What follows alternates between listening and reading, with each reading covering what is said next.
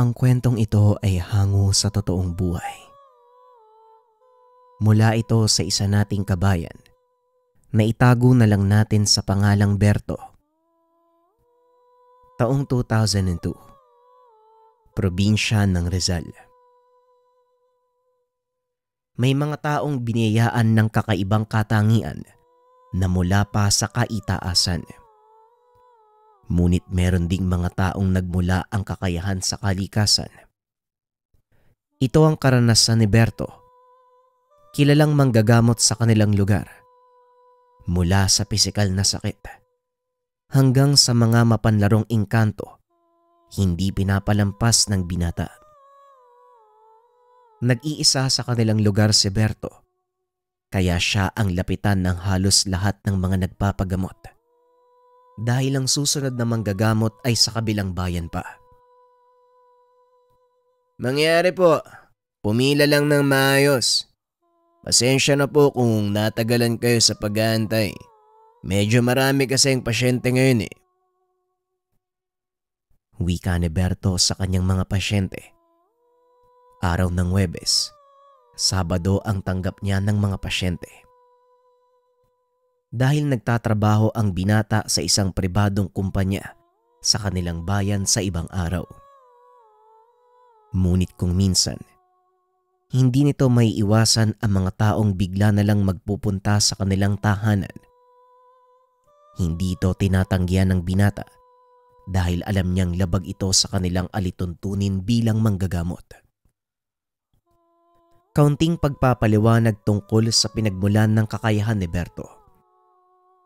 Ang katotohanan, hindi alam ng binata kung saan nag-ugat ang kakayahan ng kanilang pamilya. Ngunit alam niyang ipinasa ito sa kanilang henerasyon. Siya ang naging tagapagmana ng kanyang lolo Fernan dahil nasa ikatlong henerasyon ang binata. Hindi na nagawang magtanong pa ni Berto sa kanyang lolo tungkol sa kanilang kasaysayan dahil na maalam na ito nang ipasa sa kanya ang kakayahan. Sa kabila ng modernong mundong ginagalawan, marami pa din ang naniniwala sa mga kagaya ni Berto. Isa na dito ang kaibigan na itago na lang natin sa pangalang Joseph. Balita ko ang daming nagpagamot sa'yo nung nakaraan ah. May magandang babae ba? Minsan nga isama mo ko para maranasan ko kung paano manggamot kapag chicks yung pasyente. Wika ng kaibigan. Tumigil ka nga sa kalokohan mo, Joseph. Bukas manggagamot ako. Kung gusto mo, pumunta ka sa bahay. Tugon ni Berto. Kinabukasan dumating nga ang kaibigan nito. Hindi para manood, kundi bilang pasyente. Hoy Bert, hindi ko inaakalang magiging pasyente mo ako. O bakit ba?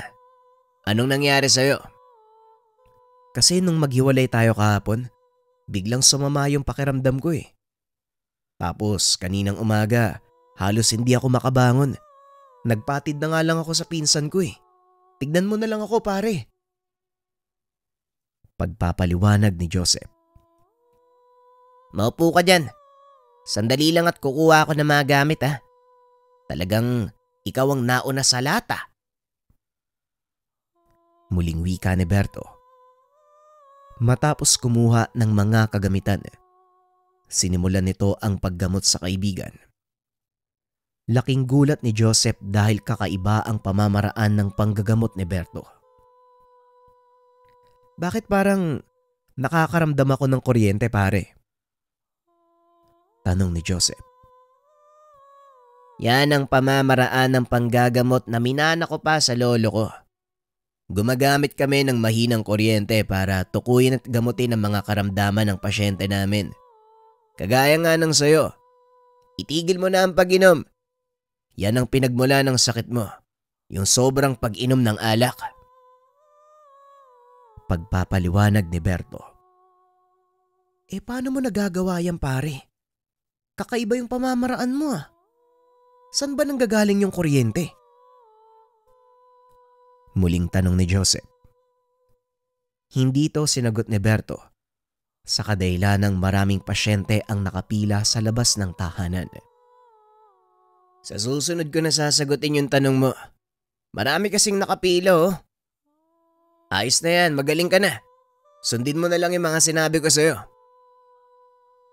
Wika ni Berto. Tumayo si Joseph, ngunit hindi ito umalis. Dito na muna ako pare. Wala naman akong gagawin sa bahay eh. Tugon ni Joseph. Hinayaan na lang ni Berto ang kaibigan. Total nanonood lang din naman ito sa kanyang ginagawa. Pagkatapos ng binata sa lahat ng pasyente, saka pa lamang ito nagtanong. Ibang klase. Talagang dinadagsakan ng tao dito, no? Akalain mo simula kaninang umaga hanggang alas 5 ang daming nakapila. Wika ni Joseph. Ganun talaga pare. Marami ang nangangailangan ng tulong natin eh. Hindi naman pwedeng tanggihan. Tugon ni Berto. Hindi ka ba napapagod pare? Ang dami ng pasyente mo eh. Paniguradong nakakapagod yung tumayo, yung maghihilot ka pa. Saka napansin ko sa'yo, hindi ka pa nagtatanghalian ah. Muling wika ni Joseph. Sanay ang katawan ko pare. Sa umaga kakain lang ng agahan tapos yung sunod na kain ko hapunan na. Talagang sanayan lang yan. Tugon ni Berto. Eh yung ginawa mo kanina, saan nanggaling yung kuryenteng ginamit mo? Tanong ni Joseph. Talagang hindi mo pa nakakalimutan eh. Sige na nga, alam kong hindi mo ako titigilan eh. Dahil dito sa bato at saka sa ilang orasyon. Wika ni Berto. Eh anong klaseng bato yan pare? Parang kakaiba. Ang sabi sa akin ni Lolo, pangil daw ng kidlat. Dito nang gagaling ang bertud na ginagamit namin sa panggagamot. Pangil ng kidlat? Ngayon lang ako nakarinig ng ganyan ah. Alam ko may mga pangil ang hayop, yun yung ginagawang anting-anting. Pero yung kidlat, meron pala nun? Oo pare, kakaiba nga ito eh. Kasi ang sabi ni Lolo, may kakayaan to magparusa sa mga mangkukulam, aswang, mambabarang. Hindi lang ako sigurado kasi hindi ko pa naman nasusubukan. Di ba kilalang manggagamot yung lolo mo? Malamang nasubukan niya na yan kaya nasabi niya sa'yo. Ang kwento kasi sa akin ni tatay nun, talagang habulin ng mga aswang at ibang elemento ang nanay ko. Kaya palagi nakabantay sa kanila si Lolo Fernan. Lalo na nung ipinagbubuntis pa lang ako ni nanay. Sabi ni Lolo, ilang beses siyang nakipagto sa aswang nung gabing pinapanganak ako. We, totoo ba yan pare? Yan ang kwento ng tatay ko sa akin. Sabi pa nga niya, ito din daw yung gamit ni Lolo para palayasin yung aswang na yun. Ayos naman pala yung pangil ng kidlat mo eh. Pwede palang gamiting armas yan. Pag-uusap ng dalawa. Nahinto ang mga ito. Biglang pumasok ng tahanan ang ama ni Berto. Tama ka. Pwedeng gawing sandata ang pangil ng kidlat. Pero hindi pwedeng gamitin sa walang katuturang bagay. Wika ni Mang Boyong. Magandang gabi po, Mang Boyong. Eh paano namang ginagawang sandata ni Mang Fernan itong pangil ng kidlat? Tanong ni Joseph. Ang totoo, hindi ko alam kung anong nangyari. Basta nakita ko lang, isang puting liwanag na parang ahas ang lumabas sa kamay ni tatay nung nakikipaglaban siya sa aswang. Tugon ni Mang Boyong. Maging si Berto ay naging interesado sa kwento ng ama. Ang alam nito, ginagamit ang mutya ng pangil ng kidlat para makapanggamot. Hindi po na ituro sa akin ni Lolo Fernan ang lahat ng tungkol sa mutya. Yung pamamaraan lang sa panggagamot yung nasabi niya eh. Pero hindi ang paraan para gamitin sa pakikipaglaban. Wika ni Berto. Sinadya ng lolo mong wag ituro ang bagay na yun dahil hindi naman kailangan. Sa panahon ngayon, bihira na ang pag-atake ng mga aswang. Mas gugustuhin na lang nilang manahimik kaysa makigulo sa mga tao. Tugon ni Mang Boyong. Kung sa bagay, tama nga po kayo. Simula nang manggamot ako, 5 taon na ang nakakalipas. Ni minsan hindi ako nagkaroon ng inkwentro sa mga aswang. Puro panglalaro ng engkanto o hindi kaya naman pisikal na sakit ang ginagamot ko. Wika ni Berto. Mas mabuti ng ganon, Berto. O siya, nakapagsaing na ako.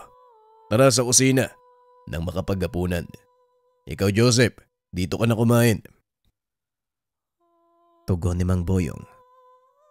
Matapos kumain, hinatid ni Berto ang kaibigan sa sakayan ng tricycle papunta sa kanilang bayan. Dumiretso ka na lang uwi ah. Huwag nang dumaan dyan sa mga kaibigan mo sa kanto. Konti na lang mabubutas na yung bituka mo eh. Wika ni Berto.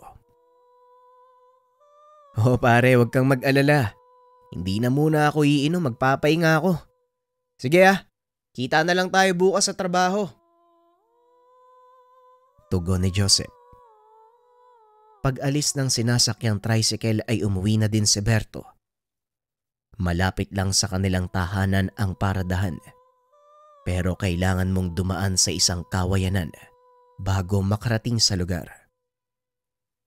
Habang naglalakad, nakaramdam ng kuryente ang binata mula sa mutya ng kidlat. Naroon ito sa kanyang bulsa. Nanayo din ang buhok nito sa batok, kaya biglang napahinto ang binata upang magmasid sa paligid. Hinawakan ng binata ang mutya. Alam ni Berto na may kung anong nilalang ang nagmamasid sa kanya sa paligid. Kung sino ka man, kung naririnig mo man ako, lumabas ka at sabihin mo sa akin kung ano ang sadya mo. Wika ni Berto. Ngunit walang sumasagot. Wala ring nagpakita. Kaya nagpatuloy lang ito sa paglalakad. Nasa kalagitnaan na ito ng kawayanan nang biglang magduktong ang dalawang dulo ng mga kawayan mula sa magkabilang bahagi ng daan. Hindi alam ni Berto kung ano ang kakarapin niya ng mga oras na yun. Pero malinaw sa binata na hindi maganda ang intensyon ng kung anong nilalang na nakamasid sa kanya. Nanatiling nakatayo ang binata sa gitna ng daan. Ilang minuto pa. Walang nagpakita. Magpapatuloy na sana ito sa paglalakad nang biglang may kung anong lumabas mula sa kawayanan. Pagapang itong naglakad papunta kay Berto, bahagyang napatras ang binata. Akmang tatakbo na sana ito nang biglang maramdaman ang pag-init ng hawak niyang pangil ng kidlat. Huminto ang binata upang pagmasdan ng nilalang. Nakita niya itong nakatuwad sa gitna ng daan. Maliwanag ang buwan ng mga oras na yon, kaya kita ni Berto ang figura ng isang taong may mahabang buhok. Humahangos ito na tila gutom na gutom. Sinubukang kausapin ng binata ang nilalang, ngunit hindi ito sumasagot sa kanya. Kung ano man ang intensyon mo, huwag mo nang ituloy. Siguradong mapapahamak ka lang. Wika ni Berto. Marahang nag-angat ng ulo ang nilalang. Hanggang sa tumambad sa binata ang nagliliwanag nitong mga mata. Dito niya napagtanto na ang kaharap, isang uri ng aswang. Walang yan naman oh. Kanina lang napapag-usapan ka namin, tapos ngayon nagpakita ka talaga. Narinig mo ba yung sinabi ng tatay ko kanina? Muling wika ni Berto. Umangin lang malakas ang nilalang. Bigla itong tumalon papunta sa binata. Sa takot ni Berto ay napasigaw ito. Nagtakip na lamang ng mata. Walang ano-ano. Biglang sumigaw ang nilalang. Nabalot ang paligid ng matapang na amoy ng asupre at nasusunog na karne. Dahan-dahang iminulat ni Berto ang mga mata. Laking gulat nang makita ang malaahas na puting liwanag. Nagpapaikot-ikot sa kanyang katawan. Ibinaling nito ang tingin sa aswang. Nakitang natutupok ito sa gilid ng daan. Kaya naman pala hindi tinuro sa akin ni Lolo kung paano kang papalabasin. Kusa ka palang darating sa oras ng panganib.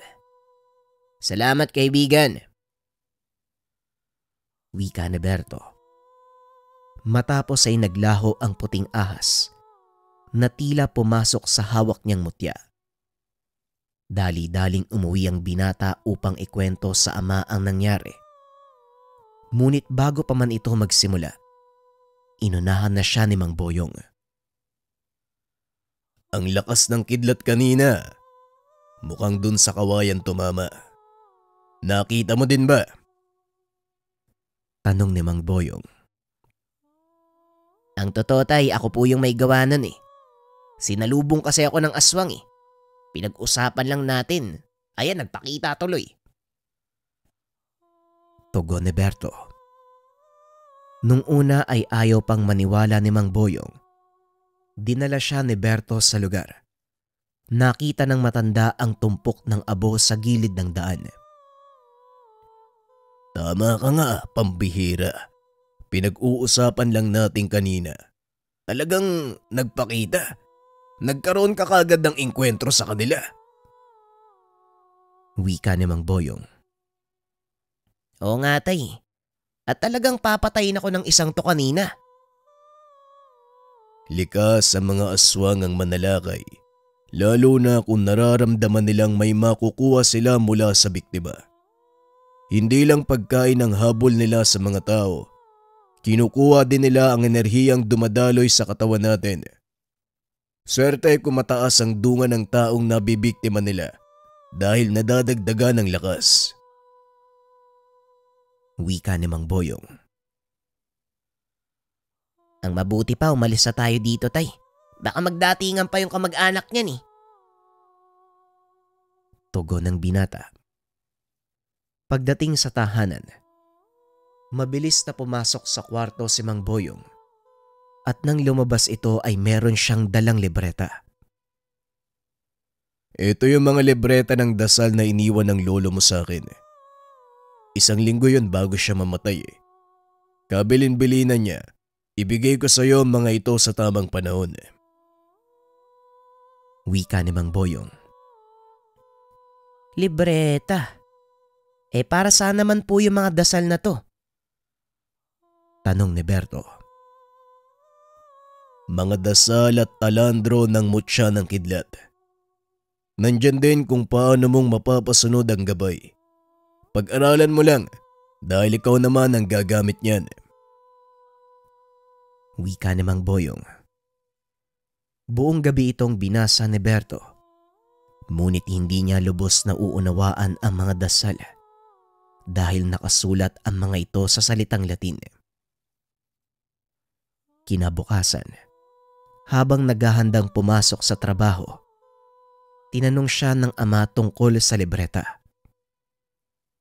Ano Berto? Kumusta naman ang pagbabasa mo ng mga dasal? May naintindihan ka ba? Tanong ni Mang Boyong. Wala nga tay. Parang sumakit pa nga yung ulo ko kakabasa ng mga dasal. Bakit kasi nakasulat sa Latin ng mga yun eh? Wika ni Berto. Tanging si Lolo Fernan mo lang ang nakakaintindi ng mga dasal na yan. Hindi niya din itinuro sa akin ang ibig sabihin at kung saan ginagamit ang mga orasyon. Kaya hanggat maaari, huwag mo itong gagamitin. Muling wika ni Mang Boyong. Hayaan mo na tay, siguro hindi pa panahon para gamitin ko yung mga dasal na yan. Kahit nga yung mga simbolo, hindi ko din maintindihan eh. Wika ni Berto. Matapos mag-agahan, pumasok na ito sa trabaho. Pagdating sa opisina, nakaugalian ni Berto na hanapin ng kaibigan. Ngunit laking pagtataka nito. Ito ang kauna-unahang pagkakataon na huling pumasok si Joseph. Nagtanong din si Berto sa mga gwardiya. Ayon sa mga ito, hindi nila nakitang pumasok ang kanyang kaibigan. Nagtaka ang binata dahil hindi naman ugali ni Joseph ang mahuli o lumiban sa trabaho. Pwera na lang kung talagang masama ang lagay nito at hindi kayang bumangon. Pagkatapos ng trabaho, nagpasya si Berto na puntahan ito sa tinutuluyan. Ayon sa napagtanungan, umalis ito kasama ang ilan sa mga kaibigan sa boarding house. May sinabi po ba kung saan siya pupunta? Tanong ni Berto. Wala naman iho. Pero ang pagkakadinig ko kay Joseph, luluwas daw sila ng Quezon. Nagtataka nga ako dahil hindi kanya kasama eh. Wala ba siyang nabanggit sa'yo? Tugon ng kasera na ang pangalan ay Aling Maming. Wala po eh. May pasok po kasi kami ngayon. At sa Huwebes pa ang susunod na day off. Kaya imposibleng a-absent yun para gumala. Tugon ni Berto. Nga pala iho. Pansin ko din na parang may iba sa kilos ng kaibigan mo nung mga nakaraang araw. Palaging tulala. Parang may malalim na iniisip. Wika ni Aling Maming. Teka, hindi naman ganun yung kilos niya nung nakaraang araw. Dumalaw kasi siya sa bahay para magpatingin sa akin. Ano kayang nangyayari sa taong to ngayon? Muling wika ni Berto. Matapos makipag-usap kay Aling Maming, nagpaalam na ito na uuwi muna. Habang nag-aabang ng masasakyan, napansin nito si Joseph na naglalakad kasama ang ilang kalalakian. Balisa ang kaibigan. Panay ang lingon sa paligid na tila may kung anong kinakatakutan. Nabalot ng kuryosidad si Berto kaya sinundan niya ang mga ito. Nagpatuloy sa paglalakad ang pangkat hanggang sa marating nila ang mataong lansangan ng bayan. Biglang nawala sa paningin ng binata ang kaibigan at mga kasama nito. Naloko na. Saan kaya nagpunta ang mga yon? Tanong ng binata sa sarili. Naglakad ito patungo sa maraming tao hanggang sa marating ng binata ang isang maliit na eskinita. Wala nang lagusan sa lugar na yon, kaya bumalik na lang ito. Ngunit nang papalis na ay napansin ng binata ang panyo ng kaibigan. Dali-dali niya itong dinampot at sa tapat ng panyo, nakita niyang nakabukas ang pintuan ng isang gusali. Sa isip ng binata may ginagawa na namang kalokohan ng kaibigan, kaya pinasok niya ang pintuan upang sunduin ito.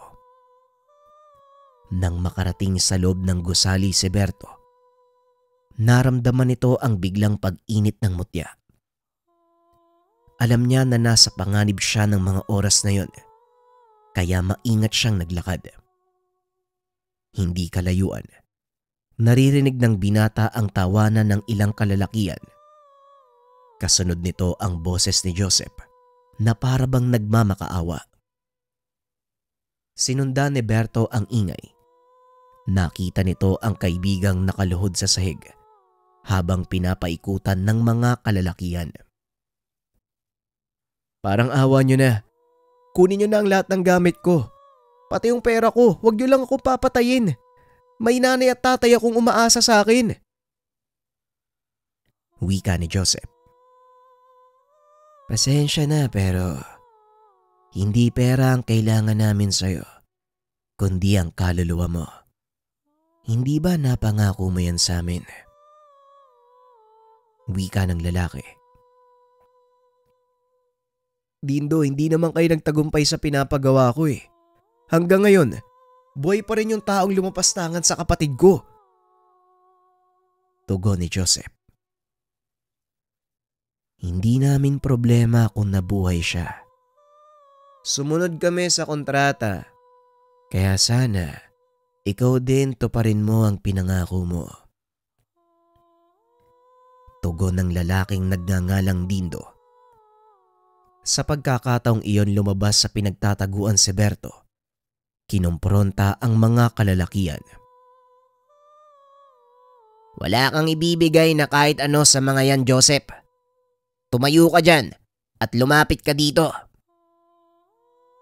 Wika ni Berto. O ikaw, sino ka? Paano ka nakapasok sa lugar na to? Tanong ni Dindo. Hindi na mahalaga kung paano ako nakapasok sa lugar na to. Pakawalan mo ang kaibigan ko kung ayaw niyong masaktan. Tugon ni Berto. Tinawanan siya ng grupo. Masaktan. May sira ba yung utak mo? Kilala mo ba kung sinong kausap mo? Tanong ni Dindo. Wala akong pakialam sa'yo. Pakawalan mo ang kaibigan ko. Pangalawang babala to kung ayaw mong mapahamak. Tugon ni Berto. Wala kang alam. Walang alam yung isang to, no, kung sino yung binabangga niya. Joseph, bakit hindi mo sabihin sa kanya kung sino ako? Wika ni Dindo. Hindi ka na dapat pumunta dito, Berto eh. Hindi mo sila kakayanin. Mula sila sa angkan ng malalakas sa mangkukulam. Umalis ka na pare, kaya ko na to. Tugon ni Joseph. Mas lalo mo akong binigyan ng dahilan para manatili dito. Uulitin ko sa ikatlong pagkakataon. Pakawalan mo ang kaibigan ko kung ayaw niyong mapahamak. Muling wika ni Berto. Napansin ni Dindo ang pagkislap ng kamao ng binata.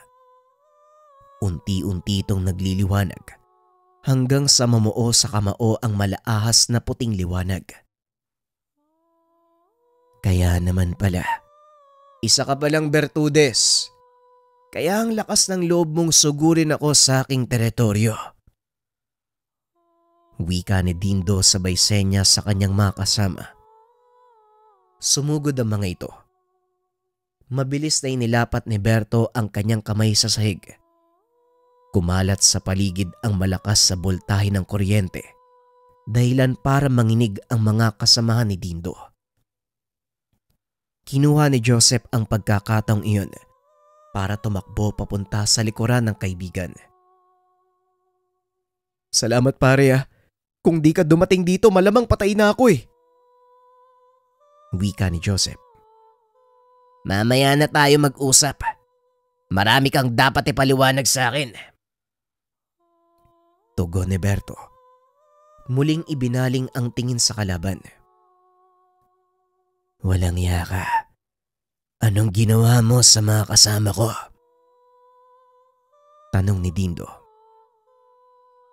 Nakikita mo naman siguro kung ano yung nasa kamay ko, di ba? Ngayon kung ayaw mong matulad sa kanila, umalis ka na. At huwag mo nang guguluhin pa si Joseph. Tugon ni Berto. Huwag ka masyadong mayabang. Nanalo ka sa ngayon. Dahil hindi ko inaasahan na may kakilala palang taong kidlat si Joseph. Humanda ka. Sa susunod nating pagkikita, ikaw na ang pababagsakin ko. Wika ni Dindo. Mabilis itong tumakbo palabas sa lugar. Ikaw naman, sumama ka sa akin sa bahay. Ipaliwanag mo ang lahat ng to. Wika ni Berto habang hawak sa batok ang kaibigan. Aray ko, pare masakit. Oo na, sasama na ako. Tugon ni Joseph. Pagdating sa tahanan ni Berto, pinaliwanag nito ang nangyari. Ayon sa kanya, 2 taon na ang nakakaraan ng gasain ng kapitbahay nila ang kanyang kapatid. Nakatakas ito. Hindi nagawang mahanap ng kapulisan. Kaya naman nagpasya si Joseph na ilapit sa isang mangkukulam ang kaso. Sa kasamaang palad, hindi humingi ng bayad na pera ang mangkukulam. Ang gusto niyang kapalit ay ang kaluluwa ng binata. Desperado na si Joseph ng mga sandaling iyon. Saka gustuang may pagigante ang nangyari sa kapatid. Pumayag ito sa alok ng mangkukulam na ama ni Dindo. Hindi kita sinisisi sa ginawa mo. Naiintindihan ko. Pero mali pa din ang pakikipagkasundo mo sa kampo ng demonyo. Una sa lahat, Joseph, hindi mo pagmamay-ari ang kaluluwa mo upang isangla. Ikalawa, pwede ka namang humingi ng tulong sa akin. Bakit hindi mo ginawa? Wika ni Berto. Ang alam ko kasi dati manggagamot ka eh. Hindi ko naman alam na may ganyang kang katangian na sobrang lakas eh. Kung alam ko lang, edi sana lumapit na ako sa'yo. Pagpapaliwanag ni Joseph. Napagtanto ni Berto na tama ang kaibigan. Kamakailan lamang niya natuklasan ang kakayahan. Pasensya ka na kung napagsasabihan kita. Alam mo naman na ikaw lang yung kaisa-isa kong kaibigan dito eh. Nag-aalala ako sa'yo. Paniguradong babalik yun si Dindo.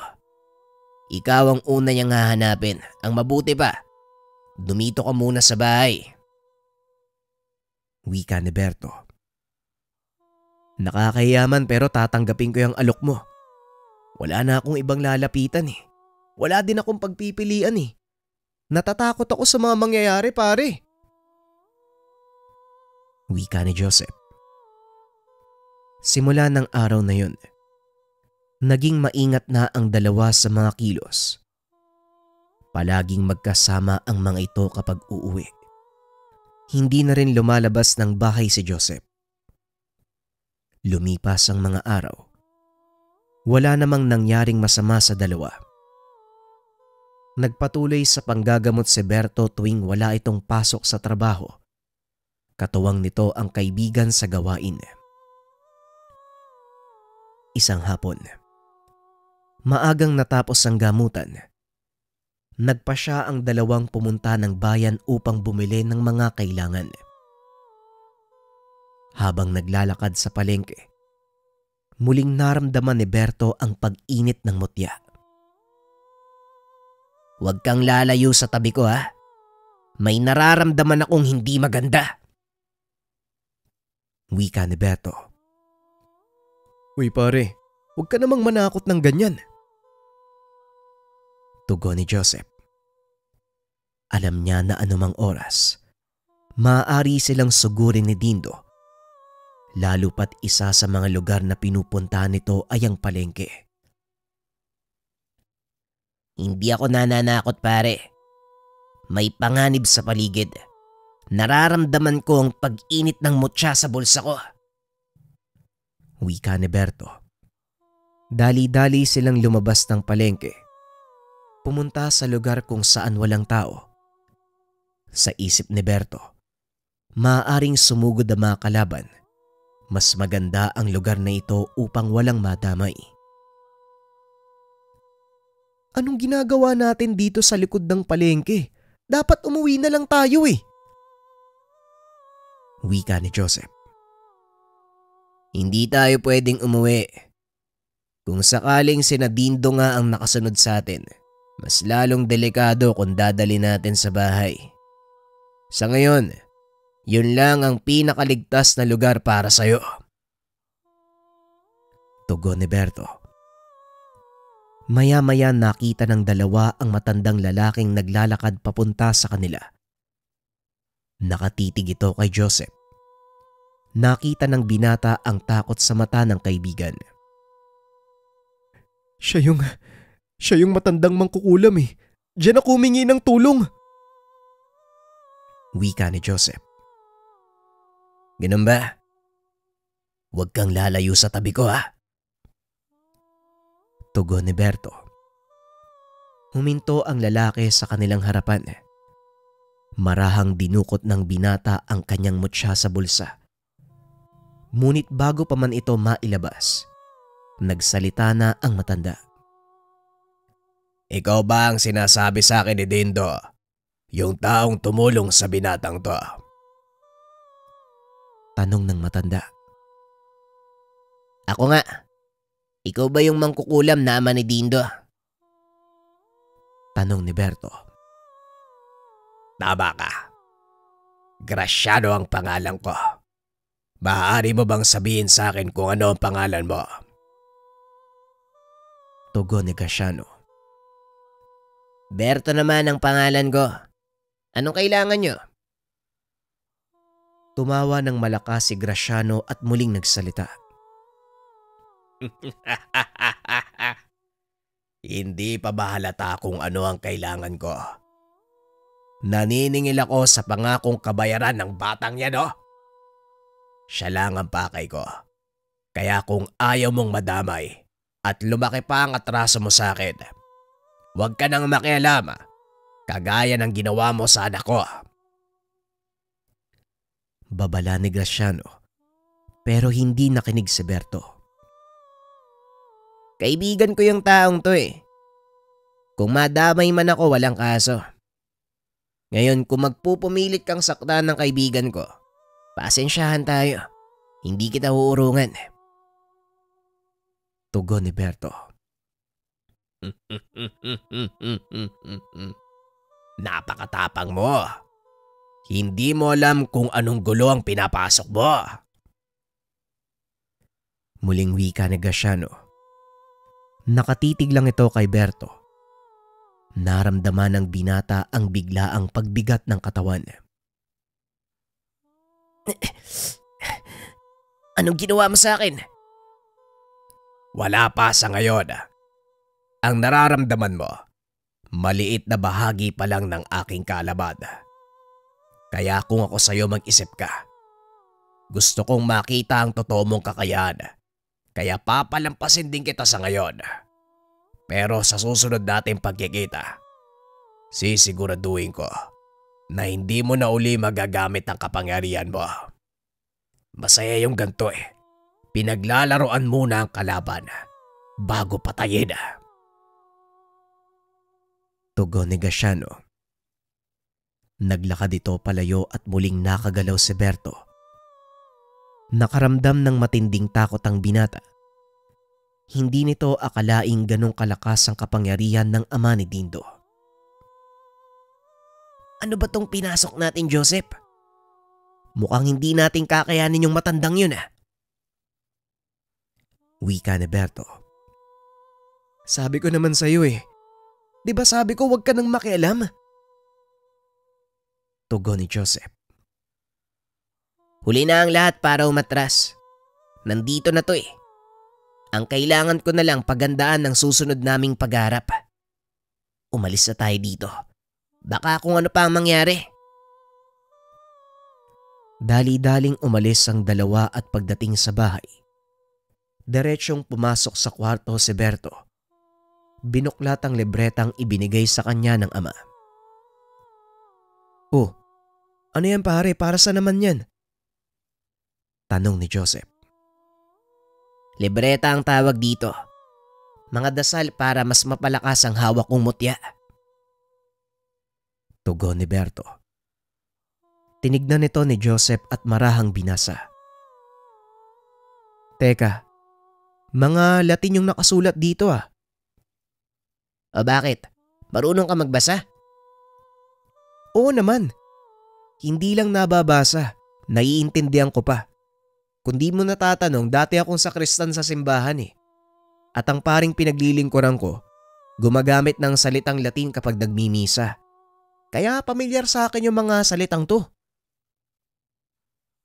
pag-uusap ng dalawa. Laking tuwa ni Berto dahil sa mga narinig. Pinabasa niya ang mga nakasulat sa kaibigan. Isa-isa itong sinali ni Joseph sa salitang Tagalog. Walang ya. Ang tagal ko nang namumblema kung sino makakatulong sa akin. Andiyan ka lang pala. Wika ni Berto sabay akbay sa kaibigan. Ikaw naman kasi. Hindi ka naman nagtatanong eh. Tugon ni Joseph. Pinag-aralang mabuti ni Berto ang nilalaman ng libreta, maging ang kahulugan ng mga simbolong nakapaloob dito. Sa maikling panahon, lubos niyang naunawaan ang mga dasal at kung para saan ang mga ito. Ngayon hindi na ako natatakot na harapin si Graciano o Dindo. Alam ko na kung paanong gamitin ang bertud ng mutsyang hawak ko. Wika ni Berto.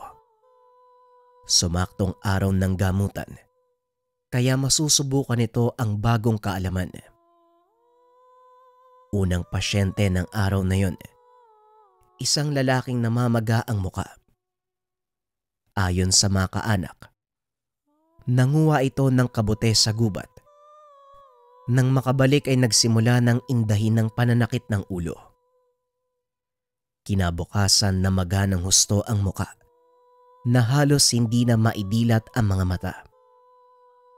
Unang tingin pa lang ni Berto, agad niyang natukoy ang karamdaman ng lalaki. Ako nang bahala sa kanya.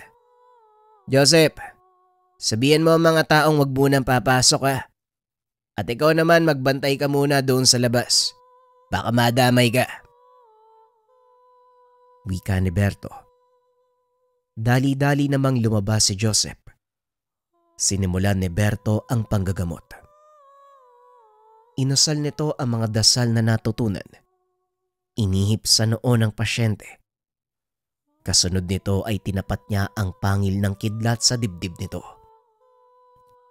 Sunod-sunod na dasal ang inusal ng binata. Nanginig ang katawan ng pasyente at napapasigaw ito. Tama na. Nasasaktan ako. Wika ng pasyente. Alam ni Berto na ang nagsasalita ng mga sandaling iyon ang engkantong nagbigay ng sakit sa lalaki. Akala ko hindi ka pa magpaparamdam eh. Sabihin mo kung ano ang ginawa mo sa lalaking to.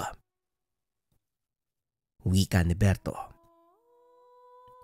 Nilapastangan niya ang aking tahanan. Inapakapakan niya ang ginawa kong hardin na mga kabute. Hindi pa siya nakontento sa pagkuha ng mga pinatubo ko. Sinira niya pa ang hardin. Wika ng nakasanib. Pasensya na kung gano'n ang nangyari. Pero nauunawaan mo naman, di ba? Hindi kayo nakikita ng pangkaraniwang tao. Wika ni Berto. Tama ka. Pero hindi pa rin sapat ang dahilan na yon para hindi niya irespeto ang aming tahanan. Tugon ng sanib. Nauunawaan ko. Pero ang taong ito, ignorante sa kanyang kapaligiran.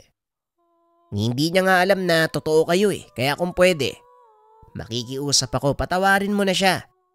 Alisin mo ang sakit na nilagay mo sa kanya. Wika ni Berto. Inaasahan itong magmamatigas ang nilalang dahil na din sa pagkasira ng tahanan. Pasensya na pero hindi ko maaaring gawin ang sinasabi mo. Hindi na maibabalik pa ang nasira kong hardin. Nararapat lang sa kanya ang parusang yan dahil lapastangan siya. Wika ng nakasanib. Nauunawaan ko ang sentimiento mo, kaibigan. Ngunit hindi ko rin maaaring hayaang parusahan mo ang taong ito sa hindi naman sinasadya na dahilan. Muling wika ni Berto. Pasensya na rin manggagamot. Pero hindi ko rin aalisin ang sakit na inilagay ko sa katawan niya. Unti-unti siyang mamamatay dahil yon ang nararapat na parusa para sa kanya.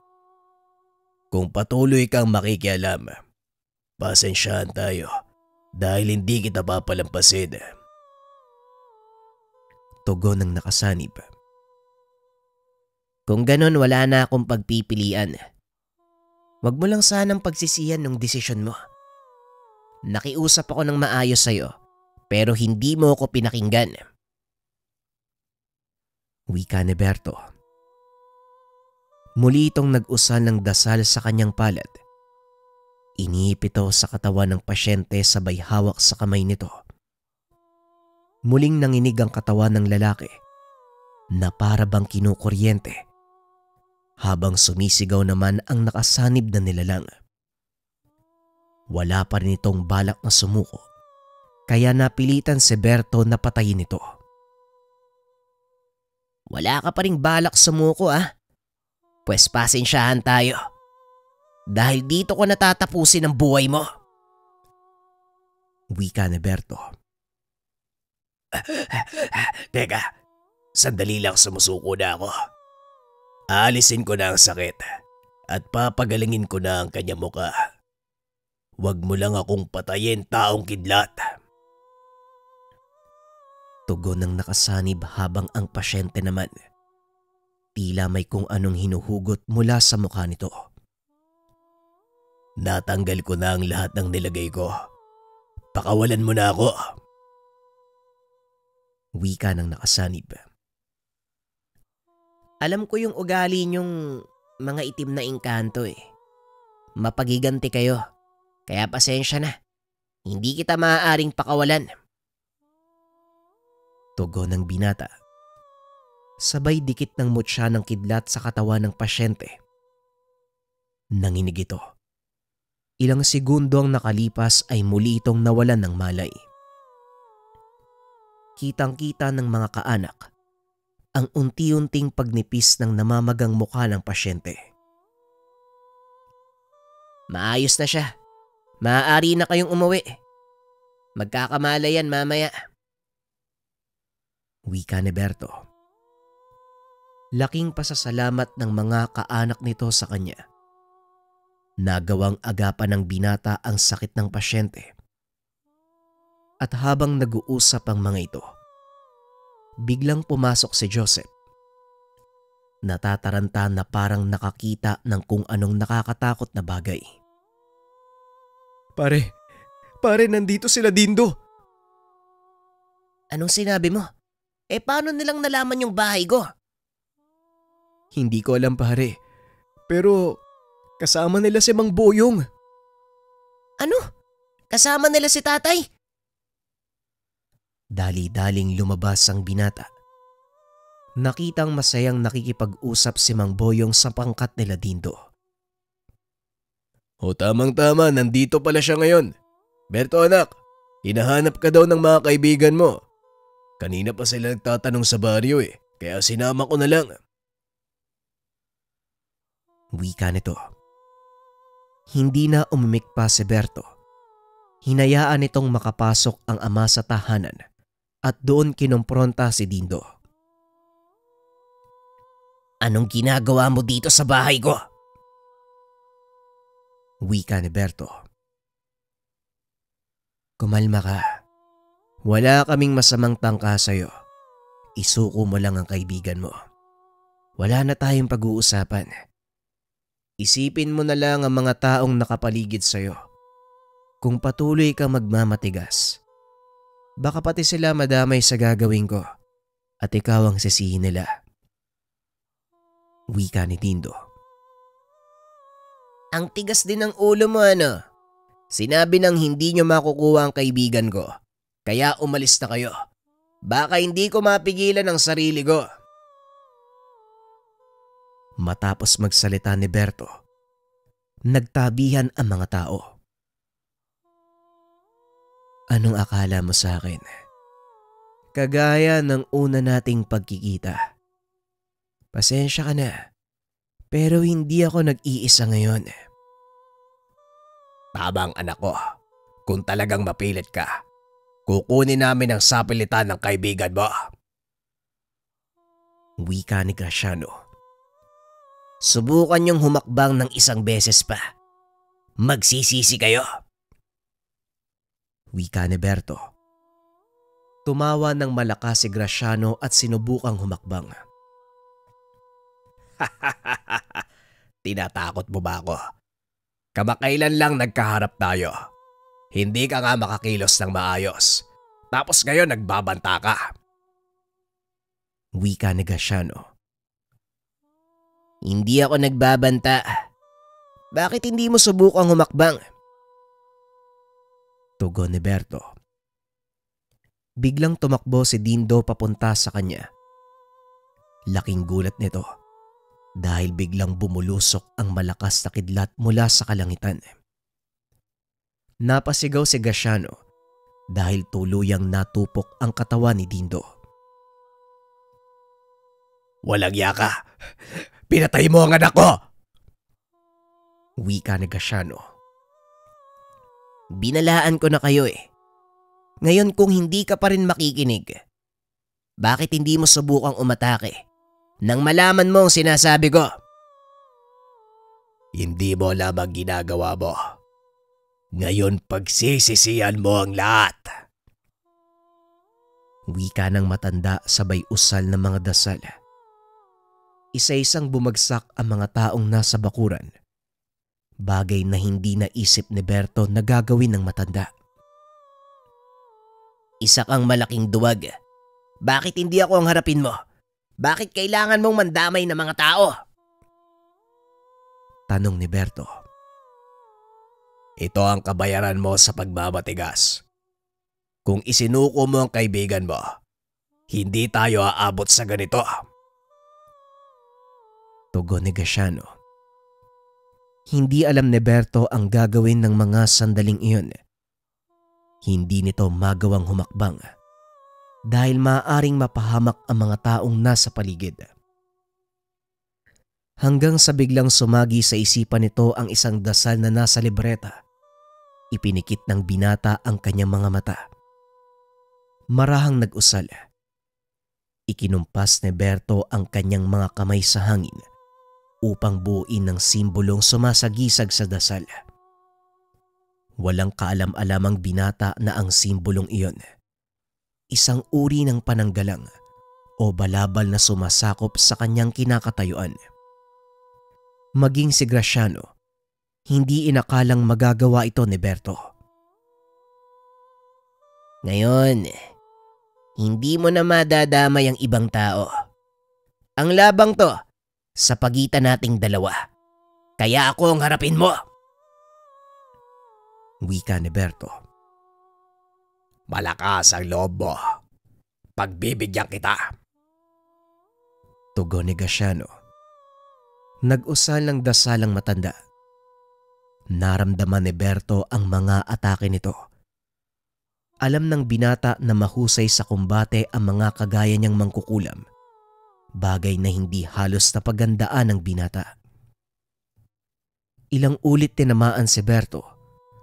Ngunit dahil sa taglay na malakas sa depensa, nagagawa niyang makaligtas. Hanggang sa hindi na kinakaya ng katawan ng mga atake, unti-unti itong nangihina, napapaluhod na lamang sa lupa. Hanggang diyan ka na lang ba? Ito ang napapala mo, mayabang na baguada. Hindi mo alam ang binabangga mo, bata. Kaya kung ako sa'yo, sumuko ka na. Huwag kang mag-alala. Hindi ko gagalawin ang kaibigan mo dahil kaluluwa mo ang kapalit niya. Wika ni Graciano. Hindi gumagana sa matanda ang pisikal na atake. Kaya wala nang ibang pagpipilian si Berto kundi gamitin ang huling alas. Lolo, alam kong ipinagbawal niyo ang paggamit sa dasal na to. Pero wala na akong magagawa. Ito na lang ang tanging paraan para matalo ko si Graciano. Kaya patawarin niyo sana ang pagsuway ko. Wika ni Berto.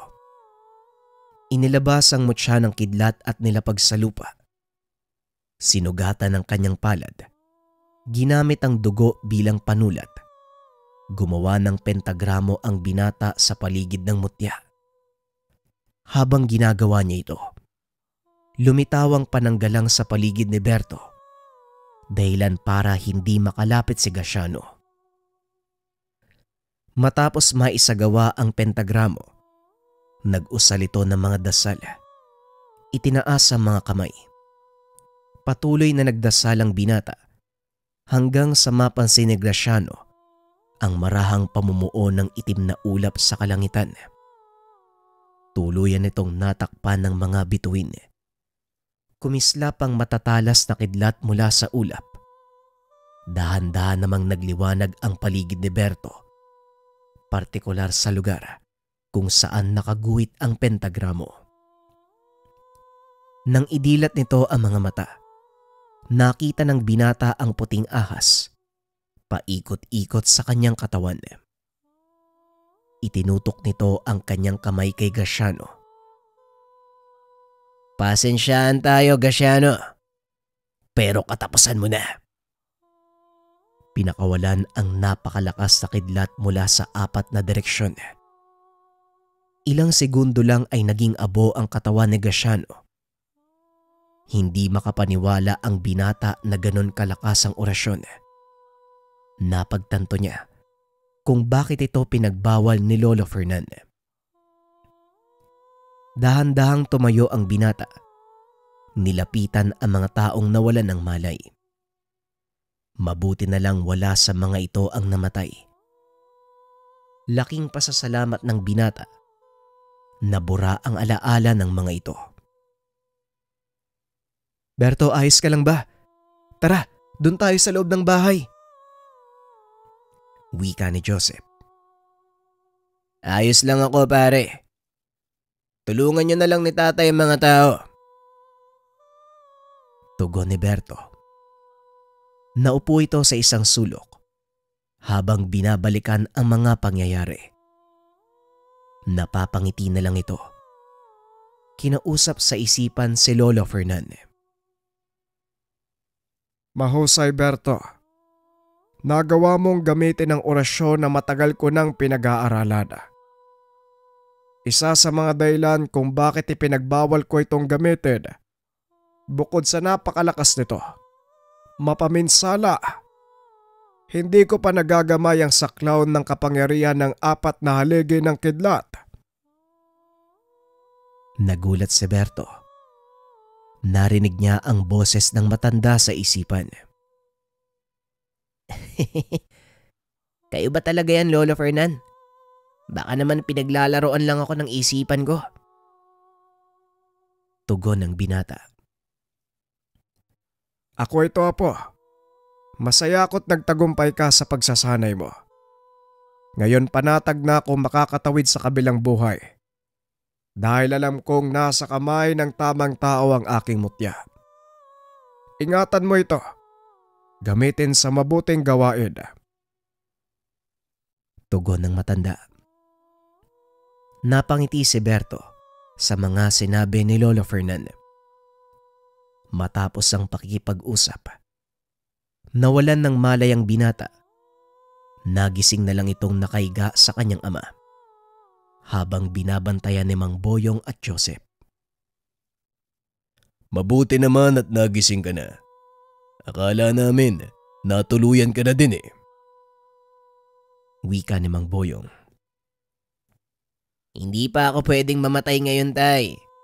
Nagsisimula pa lang ang totoong laban. Malakas din yung nakalaban mo, pare, ha? Pero astig yung ginawa mo. Hindi ko inaasahan yun. O ikaw, Joseph. Huwag mong ipagkakalat ang mga nakita mo, ha? Eto naman, maaasahan mo ako dyan. Pero, paano yung mga taong nakakita? Tanong ni Joseph. Wala kang dapat alalahanin sa mga tao. Nakalimutan na nila ang nangyari. Ikaw lang at si tatay ang nakakalam ng ginawa ko. Tugon ni Berto. Itinago ng kaibigan ang sekreto. Walang sino man ang nakaalam ng ginawa ni Berto. Sa paglipas ng panahon, nanatiling sekreto ang mga pangyayari hanggang sa kasalukuyan. Patuloy pa rin nanggagamot si Berto kahit meron siyang mataas sa posisyon sa pinagtatrabahuang kumpanya. Ni minsan hindi kinalimutan ng binata ang kanyang pangako. Si Joseph naman ay bumalik na sa kanilang probinsya sa Ilocos. Baon-baon ang mga alaala ng kaibigan. Paminsan ay dumadalaw ito kay Berto upang makipagkamustahan at kwentuhan. Patuloy na binabalikan ng dalawa ang kanilang mga karanasan. Natatawa na lang ang mga ito lalo na kapag naaalala ni Joseph ang nagawang kalokohan. Ngunit nag-iwan ito ng malaking aral na kailanman ay hindi makakalimutan. Huwag na huwag mong susubukang gumawa ng kasunduan sa kampo ng demonyo. Ang payo niya sa mga tao, huwag mong subukan kung hindi mo alam ang kakalabasan. Hindi lahat ng tao sa mundo ay nabiyayaan ng kaibigan na isang taong kidlat.